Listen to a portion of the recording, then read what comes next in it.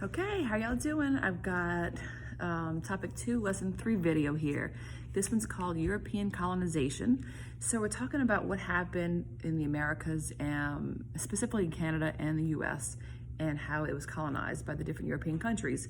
So the first thing I want you to know about is that there was what they call the Northwest Passage. It was really a non-existent water route through North America to Asia. That's where the people thought they were going.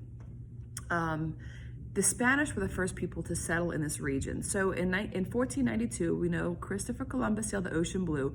But like we said in class, there's way more to that. But the basic idea is that he landed in the West Indies and claimed the whole lands of America for Spain. Later, Spain also conquered what is now Mexico. So they had a huge colony there called New Spain. And then New Spain started to expand to the north, and the Spanish built their first European settlement in what is now the United States in Florida. And that happened in 1565. So the first Spanish settlement in what is now the US was in Florida. And that, let's see. Okay, so what happened to the American Indians of this time, or the Native Americans? Well, the Spanish forced many of those Native people to live on missions, and those missions were run by Catholic priests, and the idea was that they would convert them to Christianity. But the Spanish forced them to do hard work without much rest, and so that was a problem for them because it wasn't their way of life before. Of course, they were hardworking people, but not being forced like a slavery type of thing. So the Spanish and many other Europeans were doing this with the Native Americans. They also brought disease from their different European countries to the Americas, and those people weren't used to having those kinds of disease. Their bodies weren't able to fight them, and so a lot of people died.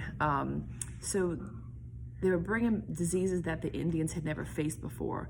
So 9 out of 10 Native Americans may have died from diseases. So I'll repeat that, it's important. 9 out of 10 Native Americans might have died from these diseases that were spread from the Europeans and from their homelands.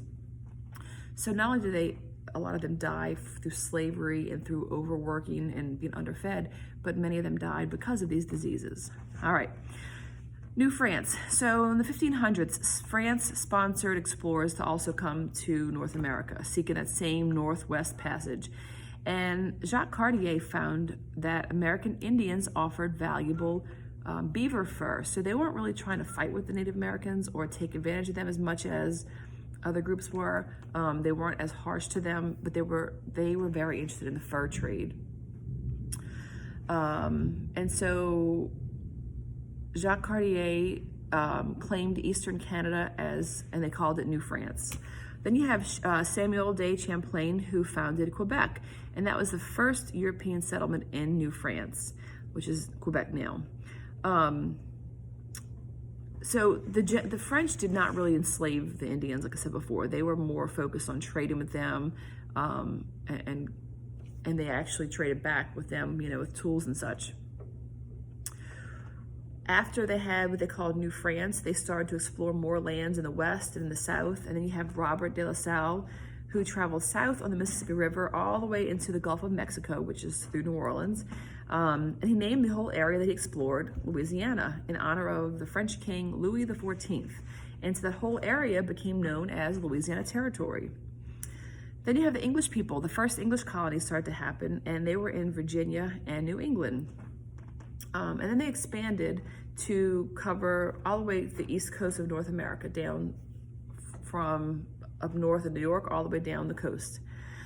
And then you've got all those different little towns popping up that I know you've learned about in your classes previous to this. So there's just a little bit of background. And then you have in 1620 another group of English settlers that founded their own Plymouth colony, and those settlers were called the Pilgrims. So the Pilgrims were here for religious freedom. They were English Protestants that rejected England's established church. They wanted to have their own religious identity. And so they came to North America to worship freely, but also to govern themselves. And the Pilgrims learned from the American Indians about crops and farming, and they survived thanks to the help from them. And that's where you hear the different stories about, the first Thanksgivings and those sort of thing. And the Europeans also did help the Native Americans. It wasn't all bad stuff. So they did introduce them to items like tools, new crops. They would bring over some of their plants from across, from their homeland. And then there was also a big fur trade going on because fur was very important, especially in the colder areas. But there were also serious fights and clashes between the native peoples and the Europeans. The English colonists wanted the land for farming, but instead of trying to, borrow some of it or use some of it in conjunction with them, they would just take it from them or force them to sell it for a really low price. And then when the American Indians would resist, well, then the colonists would respond in violent ways. So it wasn't a pretty time. So between the violence, the European weapons and diseases, a lot of Native American lives were lost. All right, there's also something called New Netherland, and so that's where the Dutch, who were from the Netherlands, sent explorers, and they had different places that they were taking over and doing things with, but their holdings of the land did not last very long. Another big thing to know about is slavery in the English colonies. So slavery had existed before the English people came to the colonies. It was happening all over in Africa and Europe, but it became even bigger when the English people started the colonies here, because they had these plantations and they needed workers, and they would go to the native people and they would either enslave them or pay them very little. And those people over time started to die, and so they had to go out, and so they started getting slaves from Africa. Also, the American Indians, a lot of them would try to escape because they knew the land, so they were able to get away. But many of them would die from the diseases, like I said before. So that's when they started to buy African slaves.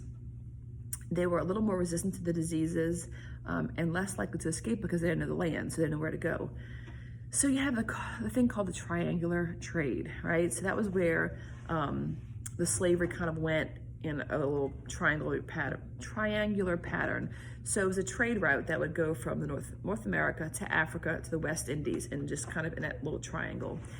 Between the 1500s and 1870, anywhere from 9 to 11 million people, or 11 million Africans, were enslaved. So that was a tremendous amount.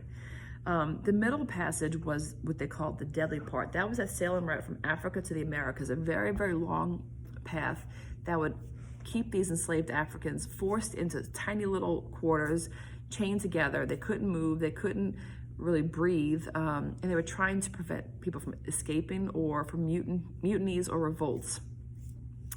A lot of these enslaved people would die just on the ride over because of the filth and the disease and just the horrible conditions in that long boat ride.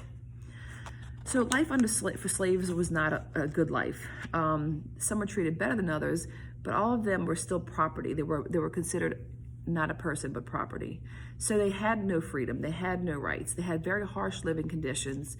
They were often beaten if they weren't following the orders, or even they were beaten just because they wanted to keep them in line, what they would say, keep them in line.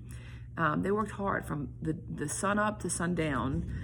They didn't have ample supply of food or health care, of course. So times were very, very hard for them, obviously. All right, so by the 1600s, Spain, France, and England, and the Netherlands all had colonies in North America. But the English were getting a bigger stronghold, and they started to migrate to new colonies and try to take over different areas. So there started to be conflict, right? So the English sought lands that were controlled by the French. The English seized the French territory, which is now Canada. Then you have England. At the same time, England uniting with Scotland to form Britain. So they're separate countries, but together they're called Great Britain, right? So by 1750, British settlers began to push westwards. They start moving to the west, trying to get more lands, right? And they became an ally of the Iroquois Indians and other groups. So there were like these groups with Great Britain that were opposed to the French, right? So eventually you have the French and Indian War, and it broke out between Britain and France. It lasted for a good while, 1754 to 1763, and the British defeated the French and eventually won control of the land east of the Mississippi River, okay? And up until this point, the English colonies had been able to govern themselves. They weren't really taxed very much. But after the war, the British people in Britain were starting to tax them and starting to kind of try to put a little bit of more pressure on them. They were trying to get their money back for their war expenses. So as they started trying to tax the colonists, they also were banning people from moving west of the Appalachian Mountains. They were just trying to kind of control them and keep the Native Americans happy on the other side.